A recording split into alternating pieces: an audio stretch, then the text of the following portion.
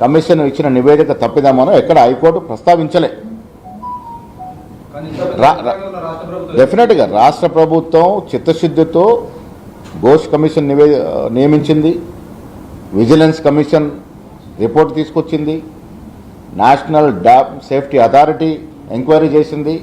అన్ని ఎంక్వైరీలో ఒకే మాట చెప్తా ఉన్నాయి, లోపభూయిష్టంగా ప్రాజెక్టు కట్టడం జరిగింది, దీంట్లో అవినీతి జరిగిందనే మాట. సో అవినీతి పరులు ఎవరు కూడా రక్షించుకునే పరిస్థితి ఉండదు.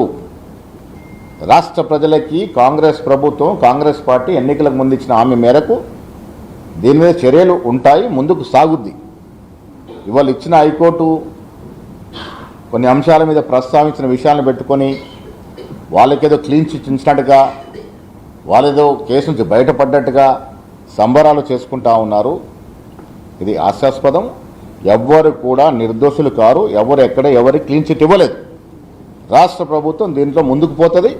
హైకోర్టు తీర్పు మొత్తం చదివిన తర్వాత తదుపరిగా ఏ రకంగా ముందుకు పోవాలో ఆ రకంగా ముందుకు పోతుంది. సరే, ఎన్నో విషయాల్లో అవినీతికి పాల్పడింది అనుకున్నటువంటి కాంగ్రెస్ వాళ్ళ మీద చర్యలు తీసుకోవడంలో మాత్రం విఫలం అవుతుంది. ఇటువంటి అంశాలన్నింటిని అడ్డుపెట్టుకొని వాళ్ళని కాపాడుతుంది కాంగ్రెస్ అని చెప్పారు.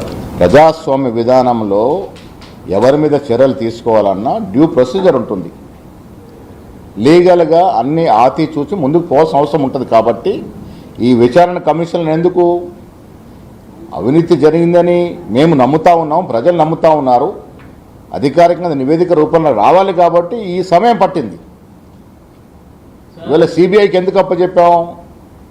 ఇప్పుడు మేము బీఆర్ఎస్ నాయకులను అరెస్ట్ చేస్తే ఇది రాజకీయ కక్షను రాజకీయ కారణాలతో అరెస్ట్ చేసిన అంటారు.